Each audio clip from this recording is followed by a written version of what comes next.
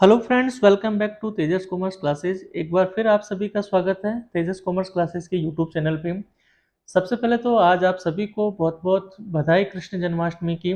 और भगवान से यही प्रार्थना है कि भगवान आपको जल्दी सफलता दें और जिस भी टारगेट में आप लगे हुए हैं लाइफ के, उस टारगेट को जल्दी से जल्दी पूरा करने में आपका पूरा सहयोग और भगवान आपको पूरा आशीर्वाद दे। मेरी ऐसी शुभकामना है आपके लिए।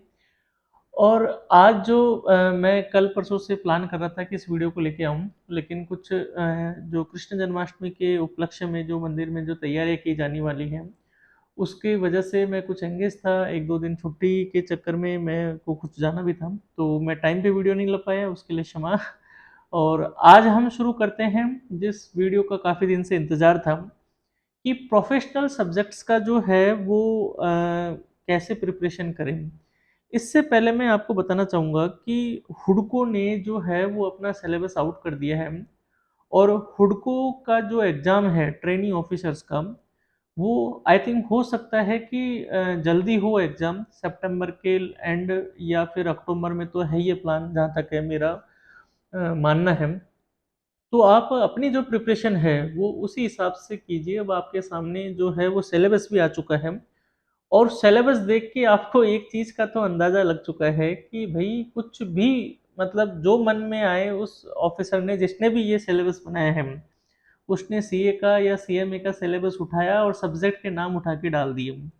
मतलब कोई टॉपिक का बखान नहीं है उसमें। तो कहने का मतलब उस सिलेबस में अगर आप नहीं भी देखें तो भी कोई वो नहीं है। मैं एक लाइन में बता देता हूँ कि सीए का फाउंडेशन से लेकर आपका सीए फाइनल तक का सारे जो चैप्टर्स, जो टॉपिक्स उसमें कवर होते हैं, जो भी सब्जेक्ट्स हैं, account, cost, FM, audit, law, सब उसमें कवर कर दिया है। तो वो लिखने का एक जनरल तरीका होता है कोई भी पीएसयू का। ज़्यादातर पीएसयू जो है वो सिलेबस डिफाइन नहीं करती है।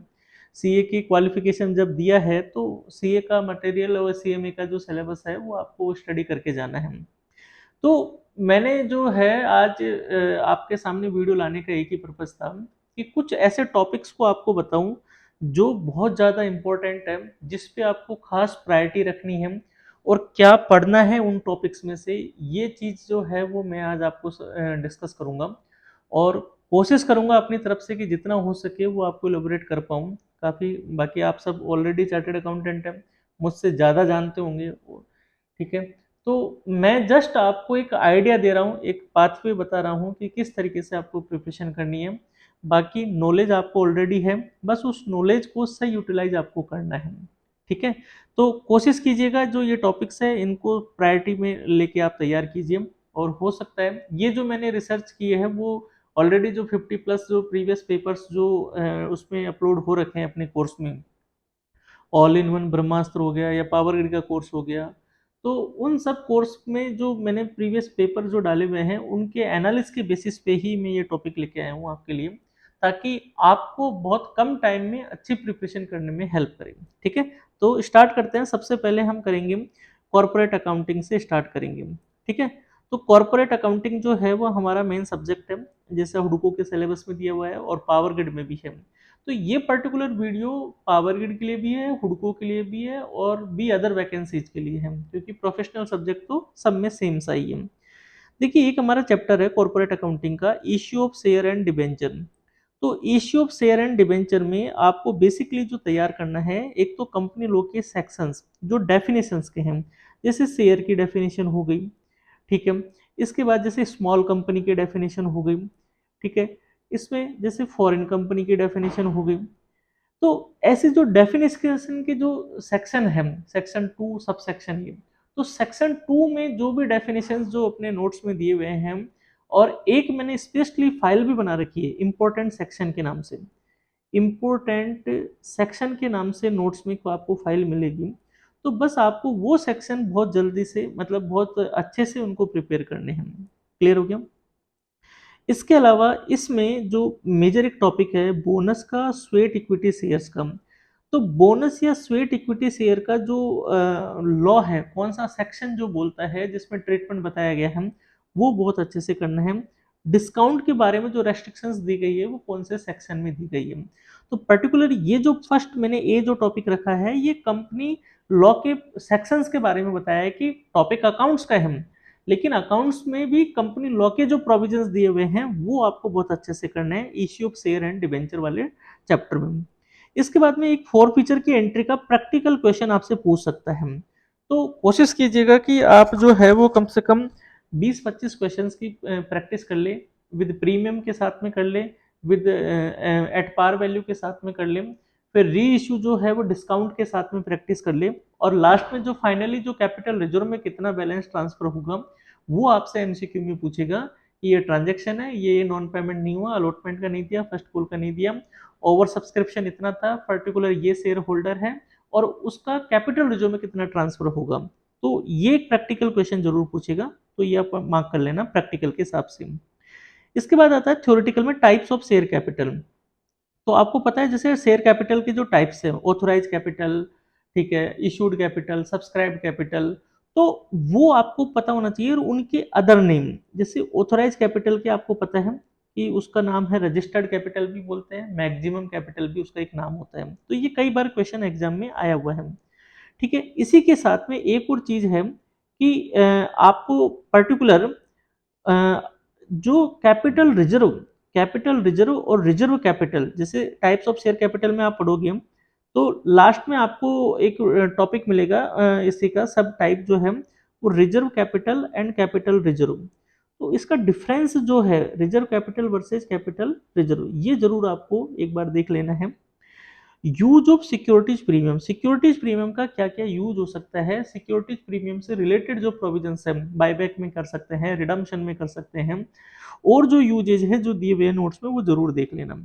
Legal provision in respect of buyback, bonus share, sweat equity share, और इसमें मैं एक और ऐड करूंगा ईसोप।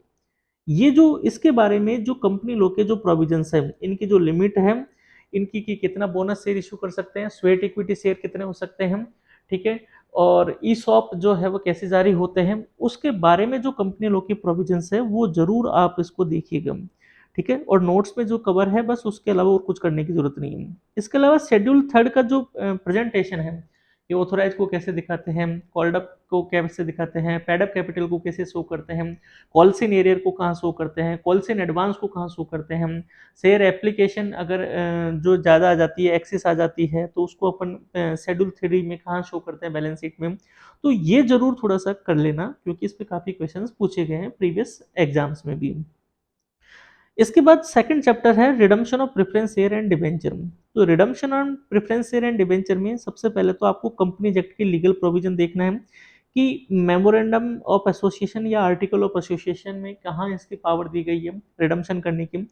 ठीक है, कितनी रिडम्पशन कर सकते हैं, उनकी लिमिट क्या है, किन सोर्सेज से कर सकते हैं, और कितने टाइम में कर सकते हैं। ये तीन चार चीजें जो है वो आपको कंपनी एक्ट के लीगल प्रोविजन आपको जरूर नोट करके रखने हैं, और काफी मैंने नोट्स में इसमें अच्छे से दे रखा है, तो आप जरूर से उसको कर लें।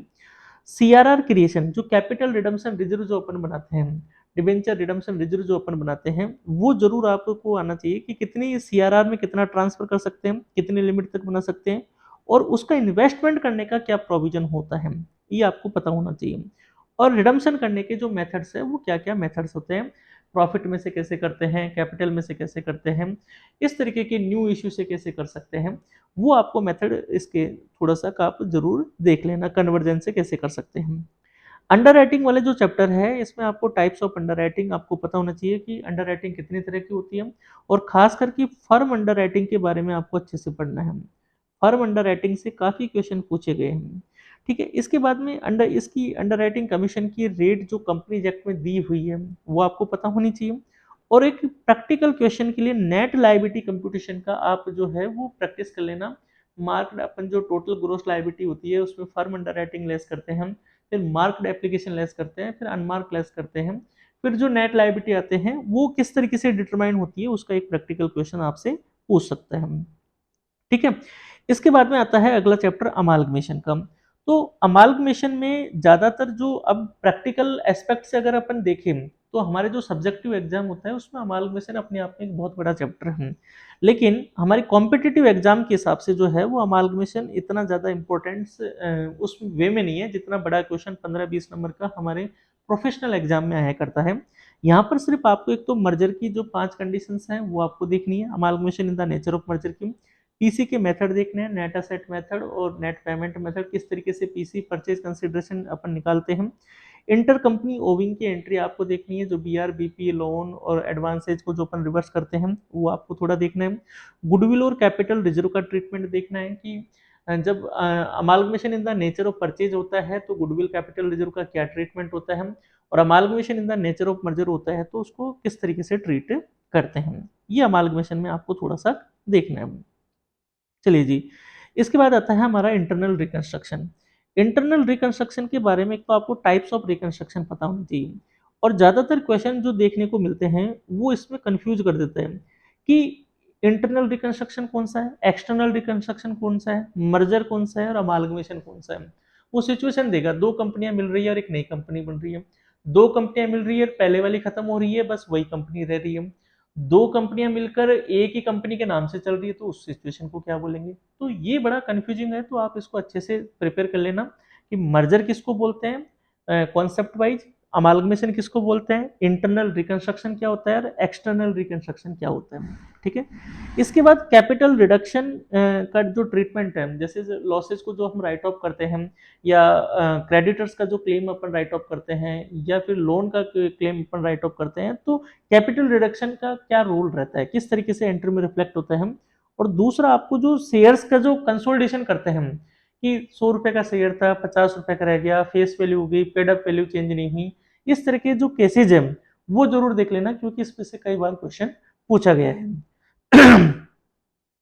अगला चैप्टर है कंसोलिडेशन। कंसोलिडेशन अगर वही फिर प्रैक्टिकल में सब्जेक्टिव पैटर्न के हिसाब से बात करूँ तो बहुत बड़ा चैप्टर है कंसोलिडेशन, और कंसोलिडेशन जो है वो 15 से 20 नंबर का क्वेश्चन आता था, लेकिन हमारे यहाँ ऑब्जेक्टिव पैटर्न में सिर्फ आपको प्री एंड पोस्ट एक्विजिशन का प्रॉफिट जो डिस्ट्रीब्यूट करते हैं अलग अलग सिचुएशन में, माइनॉरिटी में कितना जाएगा, प्री में कितना जाएगा, पोस्ट में कितना जाएगा, प्रपोज डिविडेंड का क्या ट्रीटमेंट होगा, बोनस शेयर का क्या ट्रीटमेंट होगा, जो स्टेटमेंट ऑफ प्रॉफिट जो बनाते हैं वो आपको अच्छे से पता होना चाहिए। माइनॉरिटी इंटरेस्ट जो है वो किसको बोलते हैं, किस तरीके से उसको शेयर को हम कैलकुलेट करते हैं, वो आपको पता होना चाहिए। दूसरा है कि कंसोलिडेशन की रिपोर्टिंग कैसे होती है, उसका एक कंपनी एक्ट के अकॉर्डिंग जो होता है, स्टैंड अलोन एक तो फाइनेंशियल स्टेटमेंट होता है, एक कंसोलिडेट वे में होता है, तो वो कंपनी एक्ट का जो प्रोविजन है जो नोट्स में दिया हुआ है वो अच्छे से इसको कवर कर लेना।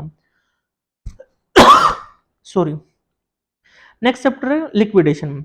लिक्विडेशन की अगर मैं बात करूं तो लिक्विडेशन में आपको सबसे इंपॉर्टेंट है प्रायोरिटी ऑफ पेमेंट, कि किस किस का पेमेंट पहले करेंगे, लीगल प्रोविजन, लीगल पेमेंट पहले होगा, या फिर लिक्विडेशन एक्सपेंसेस का पेमेंट पहले होगा, या कोर्ट का पेमेंट पहले होगा, या क्रेडिटर्स का पेमेंट पहले होगा। तो जो प्रायोरिटी ऑफ ऑर्डर दे रखा है पेमेंट का, वो आपको उसमें देखना है, आपको अच्छे से इसको क्लियर रखना है, क्योंकि आपके सामने सिचुएशन देगा और फिर बोलेगा इसमें प्रायोरिटी किस तरीके से रहेगी। अगेन सबसे इंपॉर्टेंट टॉपिक है प्रेफरेंशियल क्रेडिटर्स का। प्रेफरेंशियल क्रेडिटर्स की जो डेफिनेशन है वो आपको अच्छे से पता होनी चाहिए कि प्रेफरेंशियल क्रेडिटर्स किसको बोलते हैं। ठीक है, इसमें एक मॉनेटरी लिमिट भी होती है और टाइम बाउंड भी होता है इसमें लायबिलिटी का, वो भी आपको इसमें अच्छे से देख लेना है लिक्विडेशन के। अगला इंपॉर्टेंट है इसमें लिस्ट नंबर ऑफ क्रेडिटर्स, कि सिक्योर्ड क्रेडिटर्स का लिस्ट नंबर क्या होता है, अनसिक्योर्ड का क्या होता है, डेफिशिएंसी अकाउंट का जो लिस्ट नंबर है वो क्या होता है, जैसे लिस्ट एच होता है डेफिशिएंसी का, तो वो जरूर आपको मतलब पता होना चाहिए कि किस का लिस्ट नंबर क्या होता है। और लॉ प्रोविजन जो है वो आपको पता होना चाहिए कि लिक्विडेशन के केस में कंपनी एक्ट के प्रोविजन किस तरीके से। ठीक है, नेक्स्ट है आपका valuation of goodwill and share. Valuation of goodwill and share में आपका प्रैक्टिकल क्वेश्चन पूछा जाएगा, जिसमें खास करके सुपर प्रॉफिट मेथड जो है वो ज्यादा पूछे जाने के चांस होते हैं। तो एक तो सुपर प्रॉफिट मेथड और एक कैपिटलाइजेशन मेथड, तो ये दोनों मेथड ज्यादा इंपॉर्टेंट है। तो आप गुडविल जो कैलकुलेट करते हैं उसका प्रैक्टिकल क्वेश्चन तैयार कर ले अच्छे से। ऐसा ही जो वैल्यूएशन ऑफ शेयर है उसमें भी प्रैक्टिकल आपसे क्वेश्चन पूछ सकता है, रेट ऑफ अर्निंग मेथड से भी पूछ सकता है, ठीक है, नेट असेट वैल्यू मेथड से भी पूछ सकता है। ज्यादातर जो केसेज है वो रेट ऑफ अर्निंग का मैंने देखा है, तो आप उसको अच्छे से तैयार कर ले रेट ऑफ अर्निंग मेथड से। बाकी valuation of goodwill and share में से जो है, एक तो आपसे टाइप्स ऑफ गुडविल पूछ सकता है कि गुडविल के जो टाइप्स है वो कौन कौन से हैं, तो ये भी आपको मतलब थोड़ा सा देखने की जरूरत है टाइप्स ऑफ गुडविल। ठीक है, नेक्स्ट आता है, नेक्स्ट चैप्टर है हमारा प्रॉफिट प्रायर टू इनकॉर्पोरेशन। तो प्रॉफिट प्रायर टू इनकॉर्पोरेशन में आपको जो बेसिकली इसमें देखना है कि जो हम प्री एंड पोस्ट एक्विजिशन में जो शेयर्स का सॉरी एक्सपेंसेस का जो डिस्ट्रीब्यूशन करते हैं वो किस रेशो में करते हैं। जैसे सेल्स से रिलेटेड जो एक्सपेंसेस होते हैं उनका अपन सेल्स रेशियो में करते हैं, टाइम से रिलेटेड जो एक्सपेंसेस होते हैं उसका अपन टाइम रेशियो में करते हैं। ठीक है, तो और कुछ ऐसे एक्सपेंसेस होते हैं जिनको हम सिर्फ को पोस्ट में डालना होता है, कुछ ऐसे एक्सपेंसेस होते हैं जिसको प्री में डालना होता है, उनका कोई रेशियो में क्लासिफिकेशन नहीं करते हैं। तो ये 9 चैप्टर्स है कॉर्पोरेट अकाउंटिंग में, जो हर पीएसयू एग्जाम्स में आपको इन टॉपिक्स का बहुत अच्छे से ध्यान रखना है। और मैं ज़्यादा डिटेल इसमें भी नहीं जा पाऊंगा क्योंकि बहुत ज़्यादा हो जाएगा। मैंने आपको टॉपिक और हिंट बता दिया है कि आपको क्या पढ़ना है उसमें से, बाकी के फालतू और भी चीज़ें कुछ भी पढ़ने की जरूरत नहीं है। ठीक है, चलिए जी, इसके बाद में आता है कॉस्ट अकाउंटिंग। कॉस्ट अकाउंटिंग में मैं चैप्टर पे ना जाकर मैंने टॉपिक लिख दिया कि कॉस्ट अकाउंटिंग में आपको क्या तैयार करना है बेसिकली। सबसे पहला तो कॉस्ट अकाउंटिंग का जो इंट्रोडक्शन वाला जो पार्ट चैप्टर है, इंट्रोडक्शन ऑफ कॉस्ट, वो बहुत इंपॉर्टेंट है। सबसे इंपॉर्टेंट टॉपिक है उसमें डिफरेंट टाइप्स ऑफ कॉस्ट, अलग अलग तरह की कॉस्ट है। संक कॉस्ट क्या होती है, डिस्क्रिशनरी कॉस्ट क्या होती है, इम्पोर्टेड कॉस्ट क्या होती है, आउट ऑफ पॉकेट कॉस्ट किसको बोलते हैं अपन। ठीक है, तो वो बहुत ज्यादा वेरी वेरी, मैं मतलब ये कहूंगा कि इस चैप्टर को तो बहुत ज्यादा फोकस करना है। और आपने अगर मेरी प्रिंटेड बुक्स ले रखी है तो मैंने बहुत अच्छे से उसमें हर बुलेट पॉइंट लगा के वो चैप्टर मैंने दे रखा है प्रिंटेड नोट्स में। तो आप वहां से उसको पूरा प्रिपेयर कर लीजिए अच्छे से कि उसमें से कोई क्वेश्चन आपका गलत नहीं होना चाहिए। एक और टॉपिक इसी में है फर्स्ट चैप्टर में, cost reduction and cost control, इसमें डिफरेंस जो है। तो इस पे काफी क्वेश्चन पूछे गए हैं कि कोस्ट रिडक्शन किस सिचुएशन को होता है, कोस्ट कंट्रोल किसको बोलते हैं, करेक्टिव एक्शन कौन सा होता है, प्रिवेंटिव कौन सा होता है। तो ये कंफ्यूजिंग होता है, हम भूल जाते हैं कि करेक्टिव कौन सा होता है, प्रिवेंटिव कौन सा होता है। तो वो जरूर आपको अच्छे से करना है। इसके बाद अगर मैं बात करूं तो economic order quantity, economic order quantity का 100% प्रैक्टिकल क्वेश्चन आएगा। तो एक क्वेश्चन जो अपन जो 2RO/C इसका अंडर रूट करते हैं, तो ये अंडर रूट लगाने का जो प्रोसेस है ये आपको पता होना चाहिए, और वो भी बिना कैलकुलेटर के। क्योंकि अब तक तो अपन क्या करते थे कि कैलकुलेटर से अपन उसको सॉल्व कर लेते थे, और डेटा ऐसा आता है कि आप इजी से उसका अंडर रूट भी नहीं निकाल सकते। तो इसलिए कम से कम 10 क्वेश्चन ऐसे के रहिए जिनकी आपको अंडर रूट निकालने की प्रैक्टिस हो जाए। एक बार मेरे साथ हो चुकी है चोट कि मैं मतलब ईओक्यू का फॉर्मूला लगा दिया, सब लगा दिया, बट अंडर रूट मेरे से निकालना नहीं आया। तो उसकी वजह से मेरा 1 मार्क्स ऐसे ही हो गया, और मैं जिस उस एग्जाम में जब बैठा था तो मेरे 0.75 मार्क्स ही कट ऑफ से कम रहे थे। तो मुझे आज भी वो चीज याद है, और मैं हमेशा कहता हूँ इस बात को जब भी मैं इकोनॉमिक ऑर्डर क्वांटिटी पढ़ाता हूँ, कि आपको अंडर रूट निकालना जो है वो टू के जो कपल्स में अपन जो बनाते हैं और अंडर रूट निकालते हैं, वो आपको पता होना चाहिए, उसकी प्रैक्टिस कर लेना बिना कैलकुलेटर के, कि किस तरीके से जो है वो अपन इकोनॉमिक ऑर्डर क्वांटिटी निकाल सकते हैं। नेक्स्ट क्वेश्चन है मटेरियल का ही, स्टॉक लेवल, मैक्सिमम मिनिमम और एवरेज स्टॉक निकालने का एक प्रैक्टिकल क्वेश्चन जरूर आएगा, और डेंजर स्टॉक लेवल। तो इकोनॉमिक ऑर्डर क्वांटिटी और स्टॉक लेवल ये जरूर अच्छे से आप कर लेना। ठीक है, तो जैसे मैक्सिमम का जो फॉर्मूला है वो अपन को पता है, reorder level minus minimum stock level multiply by sorry minimum consumption multiply by minimum period. ठीक है, तो ऐसे ही चीजें जो डेंजर स्टॉक लेवल के आपको पता होना चाहिए, एवरेज स्टॉक लेवल के जो फॉर्मूले होते हैं दो तरीके के, वो आपको निकालना आना चाहिए। अगला जो है कोस्टिंग में मेथड ऑफ स्टॉक वैल्यूएशन, तो स्टॉक वैल्यूएशन के आपको पता है लिफो फिफो वेटेड एवरेज जो मेथड होता है, इनकी एप्लीकेबिलिटी आपको देखनी है। कि आपको ये नहीं पढ़ाना कोई, आपको कोई बड़ा सा डिटेल जो है वो लिफो फिफो नहीं कैलकुलेट करना कि स्टॉक उसका स्टेटमेंट बनाना है, सीट बनानी है। आपको बस ये पता होना चाहिए कि लीफो में कौन सा लगेगा, फीफो में कौन सा, कौन सी सिचुएशन में लीफो लगना बेहतर होगा, फीफो किस सिचुएशन में लगना चाहिए, वेटेड एवरेज किस में लगना चाहिए। अगर प्राइस राइज होती है तो स्टॉक वैल्यूएशन में किसका प्रॉफिट ओवर स्टॉक होगा, किसमें अंडर स्टॉक होगा, वो चीज आपको पता होनी चाहिए, क्योंकि ये बड़ा कंफ्यूज कर देता है एग्जाम में।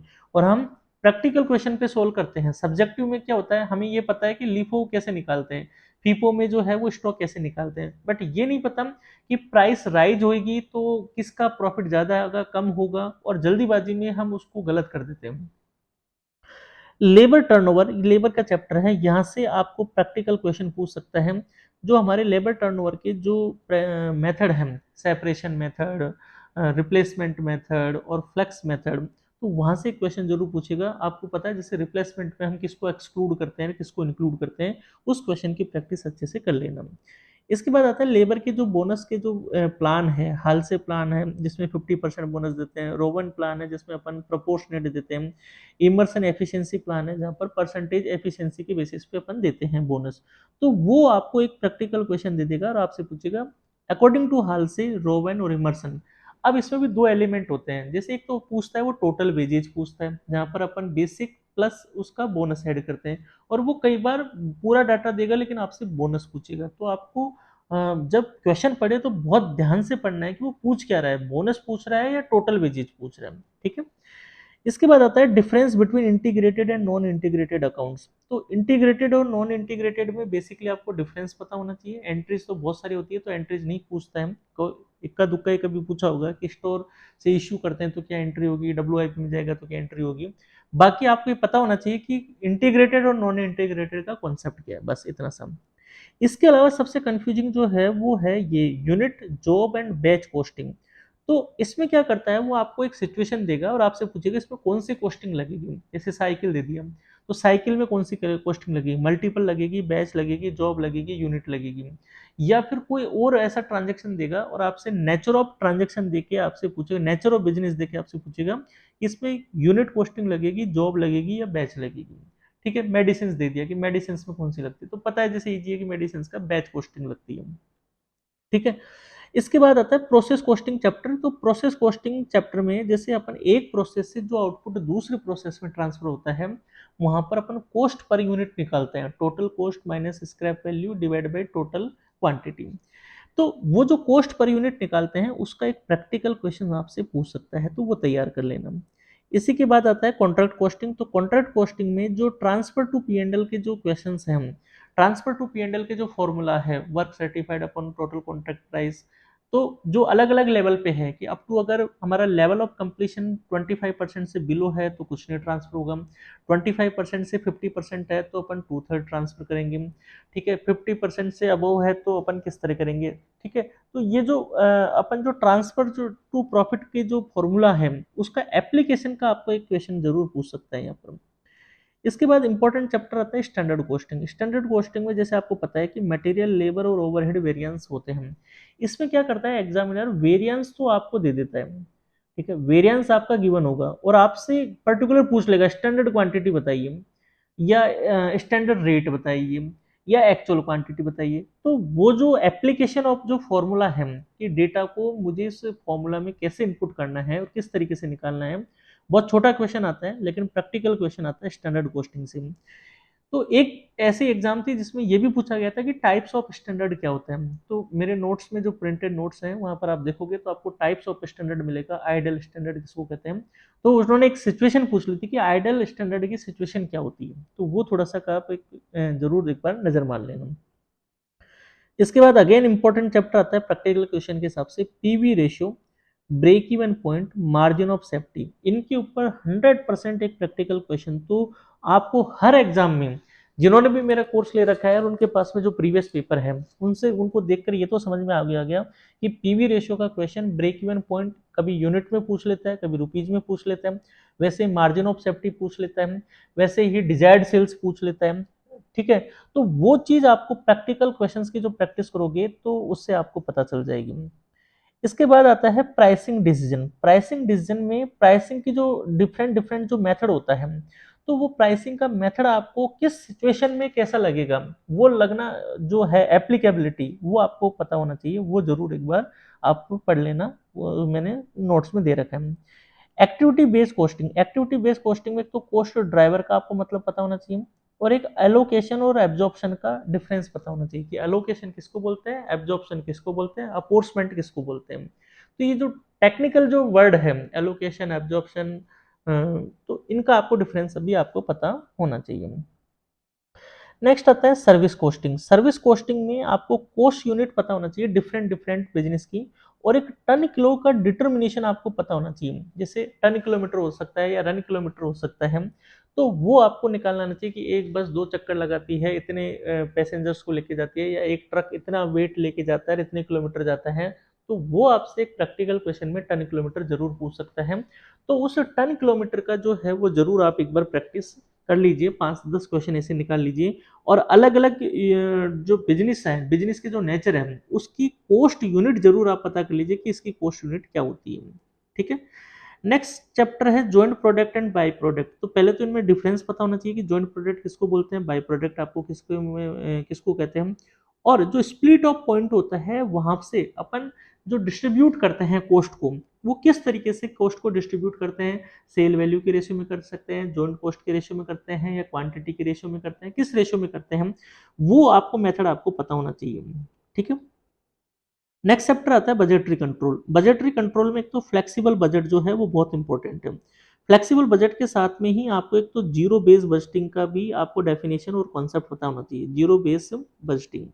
ठीक है। तो फ्लेक्सिबल बजट में एक तो सेमी वेरिएबल, वेरिएबल और सेमी वेरिएबल को जो अपन अलग अलग करते हैं, फिक्स को पार्ट को अलग करते हैं, वेरिएबल पार्ट को अलग करते हैं, वो टॉपिक बहुत ज़्यादा इंपॉर्टेंट है, कई बार क्वेश्चन आया हुआ है फ्लेक्सिबल बजट पे। कैश बजट पे भी कई क्वेश्चन आया हुआ है, और प्रोडक्शन बजट पे प्रैक्टिकल क्वेश्चन आए हैं। जैसे आपको पता है ना कि प्रोडक्शन बजट अपन कैसे बनाते हैं, हम पहले बजटेड सेल्स लिखते हैं, बजटेड सेल्स में अपन क्लोजिंग स्टॉक को ऐड करते हैं, माइनस करते हैं ओपनिंग स्टॉक को, तो हमारे पास में आता है बजटेड प्रोडक्शन। तो बस वही फॉर्मेट के ऊपर कई बार क्वेश्चन आया हुआ है, तो जरूर आप प्रोडक्शन बजट जो है वो अच्छे से प्रैक्टिस कर लीजिएगा। ठीक है। देखो मैंने बहुत सारी चीजें फिल्टर करके आपको टॉपिक बता दी कि इस पे भैया बहुत फोकस करना है, बाकी बुक में जो मैंने नोट्स में जो दे रखा है वो तो पढ़ना ही है, लेकिन मैंने आपको एक आइडिया बता दिया कि भैया क्या चीज पे आपको फोकस करना है मेन। बच्चे मुझे बोलते हैं कि सर आपके कोर्स में इतनी सारी फाइल्स है, पढ़े क्या, ये बता दो, तो आपको मैंने यही गाइड का काम कर रहा हूँ कि आपको पढ़ना क्या। कोस्ट शीट से प्रैक्टिकल क्वेश्चंस आएगा, कभी कॉस्ट ऑफ प्रोडक्शन पूछ लेता है, कभी कॉस्ट ऑफ गुड सोल्ड पूछ लेता है, प्राइम कॉस्ट के बाद में क्या ऐड होगा, या दूसरा ऐसा करता है कि वो एक्सपेंस का नेचर दे देगा और फिर कह देगा कि आप बताओ इसको कहाँ ऐड करें, इसको प्राइमरी पैकिंग दे देगा, सेकेंडरी पैकिंग दे देगा, कंफ्यूज करता है हम, मतलब अपन को ऐसा लगेगा कि यार ये तो वहां ऐड होगा, लेकिन बेसिकली जो है वो ऐसी चीजें देता है जहां पर आपको थोड़ी दिक्कत होगी। WIP का ट्रीटमेंट दे देगा। ठीक है। तो WIP का ट्रीटमेंट कहाँ पे करते हैं, फैक्ट्री कॉस्ट में करते हैं या ऑफिस कॉस्ट में करते हैं, किस में करते हैं, ये थोड़ा जरूर आपको देख लेना। तो ये मैंने टॉपिक भी बता दिए और आपको वो भी बता दिया कि कहाँ से कैसी चीजें तैयार करनी है, और मेरे नोट्स अगर प्रिपेयर कर रहे हो तो उसमें सब कुछ ये ऑलरेडी दिया हुआ है। ठीक है। ये मैं अपने पास्ट एक्सपीरियंस के बेसिस पे सारा डिस्कस कर रहा हूँ।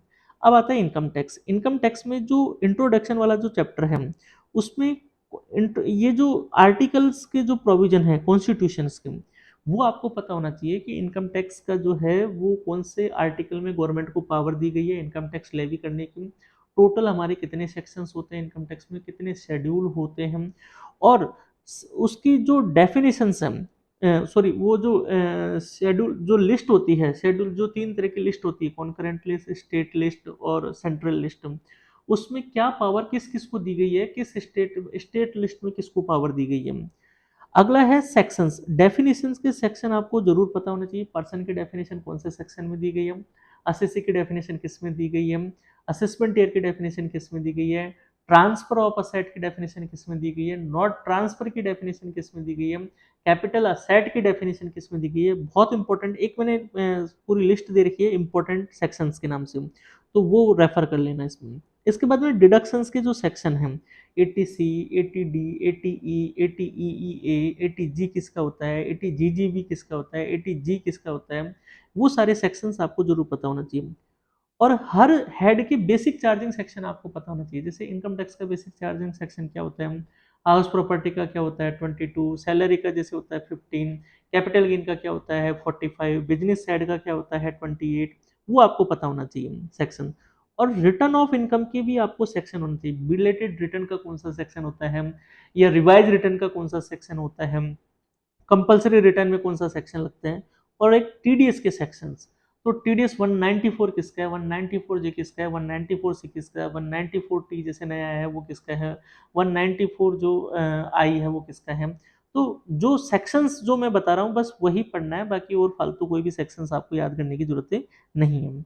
सीलिंग लिमिट आपको पढ़नी है तो टीडीएस की, टीडीएस में 194 आई में क्या सीलिंग लिमिट है कि इसके बाद में टीडीएस लगना लगेगा, यहाँ तक टीडीएस नहीं लगेगा। 194 जे में क्या लिमिट है, 194 एच में क्या है, 192 की क्या है, 192 आई ए की क्या है। ठीक है। तो ये जो डिफरेंट डिफरेंट सीलिंग लिमिट है वहाँ पर टीडीएस की एक समरी दे रखी है मैंने कोर्स में, वो आप जरूर रेफर कर लेना। ऐसे ही डिडक्शन स्कीम कि 80C में कितनी लिमिट है, 1.5 लाख की लिमिट है, 80DD में कितनी लिमिट है, 80D की कितनी लिमिट है, 80T में कितनी लिमिट है, 80I की कितनी लिमिट है, मतलब जो भी हमारे डिडक्शंस होती है अंडर चैप्टर 6A की, उनकी सीलिंग लिमिट आपको जरूर पता होना चाहिए। और दूसरी है असेसमेंट। असेसमेंट की भी लिमिट आपको पता होनी चाहिए, कितने दिन में करेंगे, कितना टाइम उसमें लगेगा, कितने तक का असेसमेंट कौन डील करेगा, ये जो लिमिट है वो जरूर फाइल में गो थ्रू कर लेना। इसके बाद में 2023 और 24 के जो फाइनेंस एक्ट के जो अमेंडमेंट है लेटेस्ट, वो जरूर आप एक बार पूरा गो थ्रू कर लेना। बुक में मैंने ऑलरेडी कवर कर दिया है। टीडीएस का चैप्टर बहुत इंपॉर्टेंट है, वो जरूर ध्यान से करना। एडवांस टैक्स के आपको ड्यू डेट्स पता होनी चाहिए कि प्रेजेंटिव जो सेक्शन प्रेजेंटिव अगर इनकम है तो वहां पर क्या ड्यू डेट लगेगी, नॉर्मल असेसी है तो क्या लगेगी, और एडवांस टैक्स की रेट क्या क्या है।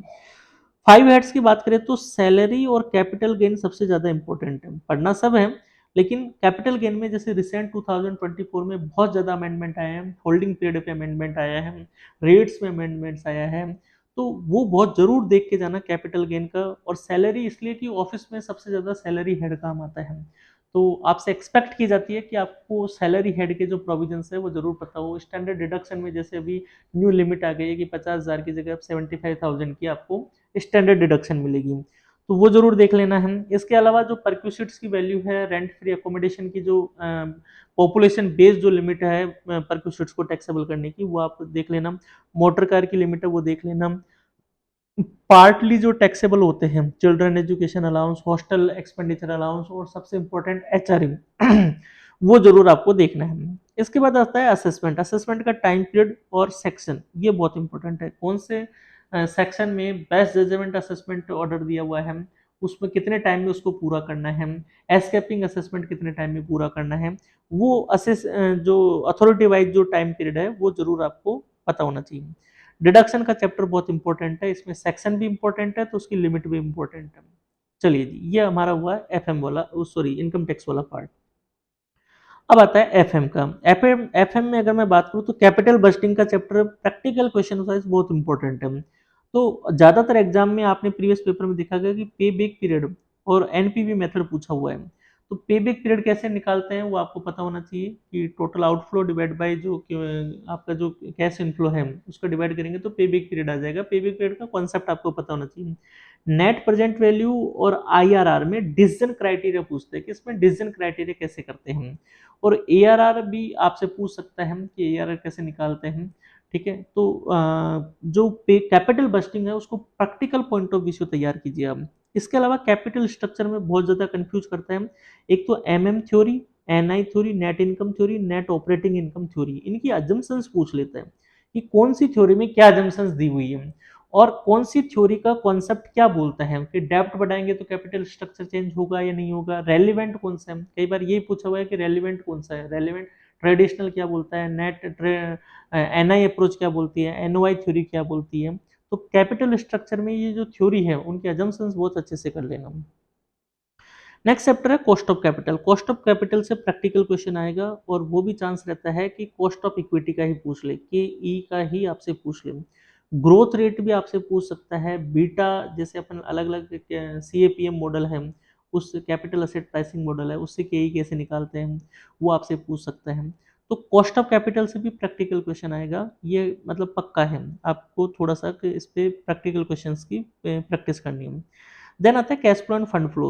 तो कैश फ्लो और फंड फ्लो जो है वो बेसिकली थ्योरेटिकल चैप्टर है, थ्योरेटिकल चैप्टर पूछेगा आपसे। वहाँ पे जो आपसे ये नहीं पूछेगा कि आपको कैश फ्लो बनाना है या आपको फंड फ्लो बनाना है, वो आपको ट्रांजेक्शन देगा और ट्रांजेक्शन देकर आपसे पूछेगा कि बताओ ये ऑपरेटिंग में जाएगा, इन्वेस्टिंग में जाएगा या फाइनेंसिंग में जाएगा।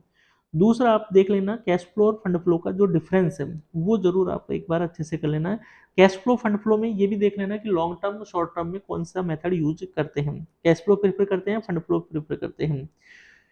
रेशियो एनालिसिस ये तो भैया हर एग्जाम में आपको मिलेगा। रेशियो एनालिसिस जैसे PV ratio, sorry price variation वाला जो है, ब्रेक इवन पॉइंट जो वाला चैप्टर है, मार्जिनल कॉस्टिंग और रेशियो एनालिसिस, ये तो 100% आपको हर एग्जाम, कॉमर्स की कोई भी एग्जाम हो जिसमें रेशियो एनालिसिस नहीं हो वो जरूर पूछेगा। और रेशियो एनालिसिस में आप ध्यान रखिए, डेप्ट equity ratio, proprietary ratio, gearing ratio, ये बहुत ज्यादा इंपॉर्टेंट है।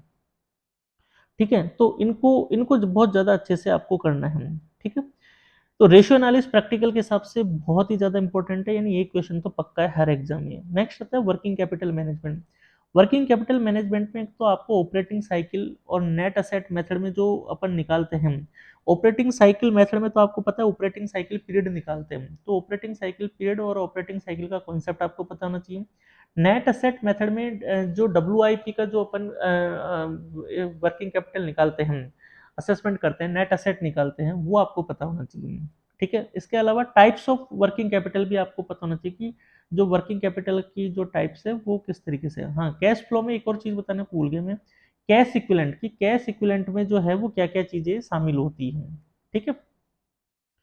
नेक्स्ट आता है लिवरेज चैप्टर। लिवरेज चैप्टर से भी प्रैक्टिकल क्वेश्चन आएगा। ऑपरेटिंग लिवरेज और फाइनेंशियल लिवरेज में से आपसे फाइनेंशियल लिवरेज का ज्यादा पूछता है, और कॉन्सेप्ट वाइज आपको डिफरेंस पता होना चाहिए कि ऑपरेटिंग और फाइनेंशियल लिवरेज में डिफरेंस क्या होता है। Sources of finance very important chapter, आपको थ्योरेटिकली आपको पता होना चाहिए कि जो सोर्सेज ऑफ जो फाइनेंस है वो कौन सा महंगा होता है, कौन सा सस्ता होता है, डेप्ट लेंगे तो क्या इफेक्ट आएगा, या अगर इक्विटी से लेते हैं तो क्या इफेक्ट आएगा, लोन से लेते हैं तो क्या आएगा। और भी जो सोर्सेज है, इकोनॉमिक एसीबी है, डीप डिस्काउंट बॉन्ड है, जीडीआर है, ग्लोबल डिपॉजिट रिसिप्ट है, इंडियन डिपॉजिट रिसिप्ट है, वो आपसे जरूर इसमें एग्जाम में पूछ सकता है। पोर्टफोलियो की बात करें तो पोर्टफोलियो की जो थ्योरीज है, ट्रेडिशनल थ्योरी क्या कहती है, टाइप्स ऑफ रिस्क जो है, अलग अलग तरीके की रिस्क है, market risk, financial risk, security analysis जो पॉइंट है वो जरूर आप देख लेना पोर्टफोलियो में। बाकी ज्यादा मतलब डेप्थ नहीं जाना, बेसिक आपको तैयार करना है। डेरिवेटिव्स में फॉरवर्ड फ्यूचर का डिफरेंस, स्वैप एंड ऑप्शन क्या होता है और इनके बेसिक कॉन्सेप्ट क्या होता है, बस ये देख लेना है आपको डेरिवेटिव में। ज्यादा मतलब इतना डिटेल जाने की जरूरत नहीं, क्योंकि इतने बड़े क्वेश्चन हमारे कॉम्पिटेटिव एग्जाम में नहीं आते हैं। बस आपको ये पता होना चाहिए फॉरवर्ड क्या होता है, फ्यूचर क्या होता है, स्वेप क्या होता है, ऑप्शंस क्या होता है, उनका बेसिक कॉन्सेप्ट क्या होता है। इंटरेस्ट रेट रिस्क मैनेजमेंट में टाइप्स आप देख लेना और उनके मेथड देख लेना, ठीक है। फॉरेक्स में भी नोस्ट्रो वोस्ट्रो लोरो कई बार एग्जाम में आया हुआ है, इस अकाउंट पे इंटरनेशनल अकाउंट्स के बारे में। एक्सचेंज रेट की कोटेशन के बारे में भी क्वेश्चन आया हुआ है, डायरेक्ट और इनडायरेक्ट कोट जो होता है। उसके अलावा एक्सचेंज रेट की जो थ्योरीज है, आईआरपी और पीपीपीपी, ये जरूर आप देख लेना, परचेजिंग पावर पैरिटी जो कॉन्सेप्ट होता है वो, ठीक है। मेरे को लगता है कि एफएम में इससे ज्यादा कुछ भी करने की जरूरत नहीं है। अब आता है लॉ। लॉ में अगर मैं कंपनी लॉ में अगर देखूँ तो इंट्रोडक्शन वाला चैप्टर बहुत इंपॉर्टेंट है। कंपनी ऑडिट तो बहुत ही ज़्यादा इंपॉर्टेंट है, और कंपनी ऑडिट में जो है, एक तो आपको पीरियड कि फर्स्ट ऑडिटर का पीरियड क्या होता है, टाइम लिमिट, और एक आता है आपका स्पेशल या ऑर्डिनरी रिजोल्यूशन। ये जरूर आप देख लेना कि किस में कौन सा रिजोल्यूशन पास करवा रहा है, ठीक है। और एक और इम्पोर्टेंट चीज है इसमें सेक्शन, कि अपॉइंटमेंट का कौन सा सेक्शन होता है, फर्स्ट ऑडिटर का कौन सा सेक्शन होता है, या सेंट्रल गवर्नमेंट में जो सॉरी गवर्नमेंट ऑडिटर जो अपॉइंट होता है उसका कौन सा होता है, कॉस्ट ऑडिट का कौन सा होता है। तो कंपनी ऑडिट तो बहुत इंपॉर्टेंट है, ये दोनों तरफ से इंपॉर्टेंट है, लॉ में भी और ऑडिट में भी इंपॉर्टेंट है, ठीक है। अगला है डिक्लेरेशन ऑफ डिविडेंड। तो डिविडेंड के जो डिक्लेयर करने के जो पीरियड होते हैं वो कितने होते हैं, कि अगर नहीं दिया तो क्या उसका रिप्लिकेशन होगा, और डिविडेंड कहाँ कहाँ से अपन दे सकते हैं, इंटरिम डिविडेंड में क्या फर्क होता है। तो डिक्लेरेशन ऑफ डिविडेंड चैप्टर भी बहुत इंपॉर्टेंट है। डायरेक्टर चैप्टर मोस्ट इंपॉर्टेंट है।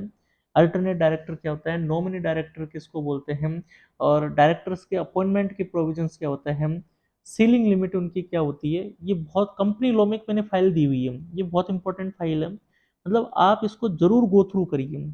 एग्जाम में जाने से पहले सीलिंग लिमिट जो मैंने समरी में दे रखी है वो जरूर देखना। इंपॉर्टेंट सेक्शन की मैंने फाइल दे रखी है, वो भी बहुत जरूर देखना, जो काम काम का है। और इम्पोर्टेंट रेजोल्यूशन, कि कहाँ स्पेशल रेजोल्यूशन पास होता है, कहाँ ऑर्डिनरी रेजोल्यूशन पास होता है।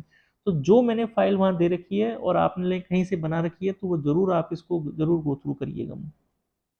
अदर लॉ की मैं बात करूं, चाहे हुडको हो, चाहे पावर ग्रिड हो, चाहे अदर एग्जाम हो, वहां पर contract act, sale of goods act, partnership and LLP act, SEBI के LODR rules, gratuity act, bonus act, EPF और फेमा एक्ट, ये एक्ट ऐसे हैं जो आपको टोटली 4 से 5 पेज के हैं।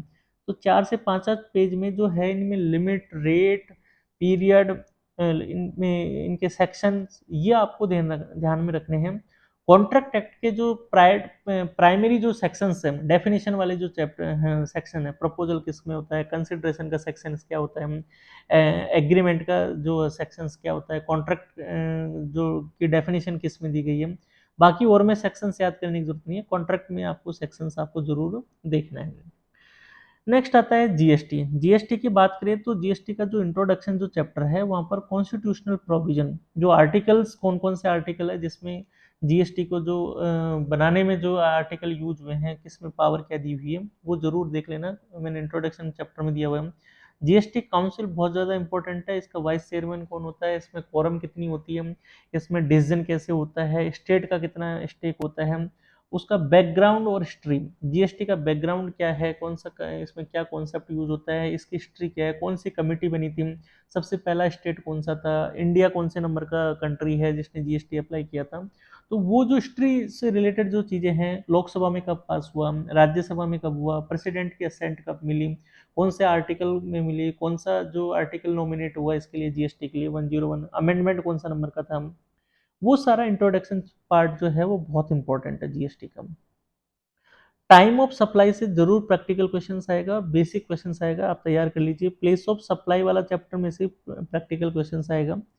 रजिस्ट्रेशन, रजिस्ट्रेशन में मॉनेटरी लिमिट जो है वो आपको पता होनी चाहिए, सिक्किम के लिए क्या है, north east country, north east जो स्टेट है उनके लिए मॉनेटरी लिमिट क्या है, और कंपोजिशन स्कीम के बारे में भी आपको अच्छे से पता होना चाहिए कि कंपोजिशन स्कीम में क्या प्रोविजंस है, किन पे कंपोजिशन स्कीम नहीं लगती है, कंपलसरी जो कौन ऑप्ट कर सकता है, क्या उसके जो लीगल जो एक्ट कंपोजिशन के जो रिप्लिकेशन है अगर आप ब्रेक करते हो तो क्या चीज़ें।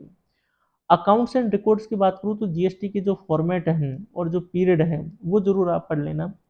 रिटर्न्स अंडर जीएसटी ये बहुत इंपॉर्टेंट है, जिसमें जीएसटीएन आपको पता होना चाहिए कि जीएसटीआर 2B क्या होता है, 3B क्या होता है, 2A क्या होता है, जीएसटीआर 5 क्या होता है, नॉन रेजिडेंट के लिए कौन सी होती है और उनकी ड्यू डेट क्या होती है। पेमेंट ऑफ जीएसटी अगर मैं बात करूँ तो पेमेंट ऑफ जीएसटी में मैनर आपको पता होना चाहिए, मेजर और माइनर हेड में क्या होता है, और क्रेडिट का फ्लो कैसे होता है, कि किसकी क्रेडिट कैसे मिलेगी, आईजीएसटी की क्रेडिट कैसे मिलेगी, यूजीएसटी की, सीजीएसटी की कैसे मिलेगी, एसजीएसटी की क्रेडिट कैसे मिलेगी। टैक्स इनवॉइस में भी आपको जो डिफरेंट डिफरेंट टाइप के जो इनवॉइस होते हैं वो आपको पता होना चाहिए, कंसोलिडेशन में कौन सा होता है, एडवांस रिसिप्ट के लिए कौन सा होता है, टैक्स इनवॉइस का पीरियड क्या होता है इशू करने का, किसके लिए जरूरी है, कंसोलिडेटेड टैक्स इनवॉइस क्या होता है। ईवे बिल में आपको मॉनेटरी लिमिट पता होनी चाहिए, टाइम पता होना चाहिए कि ये कितने दिन के लिए वैलिड है, कितने घंटे के लिए वैलिड है, कभी ईवे बिल की जरूरत है, कौन सी कंपनी पे ईवे बिल जो है वो एप्लीकेबल है। जीएसटी टीडीएस में आपको जीएसटी की रेट्स पता होनी चाहिए, और उसका सबसे ज़्यादा इंपॉर्टेंट है एप्लीकेबिलिटी क्राइटेरिया, कि जीएसटी में जो है वो एप्लीकेबिलिटी क्राइटेरिया क्या क्या है। ठीक है, तो ये छोटा सा आज का डिस्कशन था। इसके अलावा जो ऑल जीएसटी की मॉनेटरी लिमिट्स हैं वो मैंने उसमें दे रखी है कोर्स में, वो आप एक बार देख लेना, वो बहुत इंपॉर्टेंट है जीएसटी की मॉनेटरी लिमिट्स। एक तो ये चार्ट का रूप में है।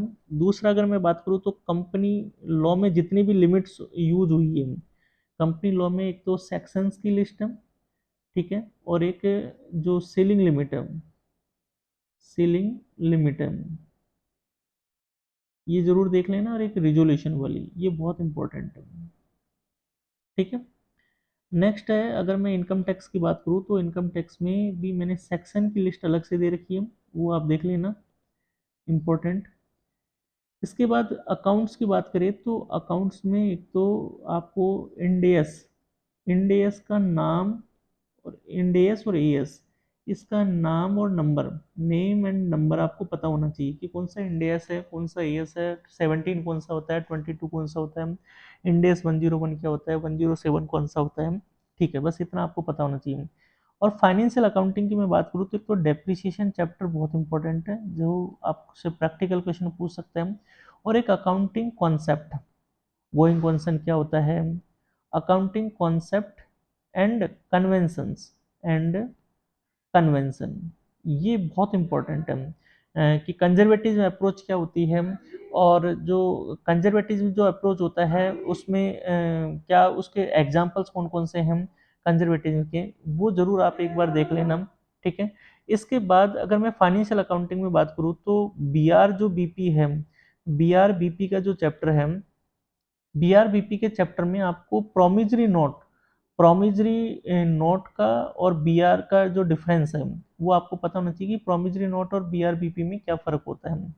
इसके अलावा अगर फाइनेंशियल अकाउंटिंग में मैं बात करूँ तो जो हमारा जो चैप्टर है फाइनल अकाउंट विद एडजस्टमेंट, उस एडजस्टमेंट के जो चैप्टर में जो एडजस्टमेंट करते हैं, आउटस्टैंडिंग का कैसे होता है, प्रीपेड का कैसे होता है, ये आपको थोड़ा-सा का आपको एक बार बेसिक देखना पड़ेगा, ठीक है?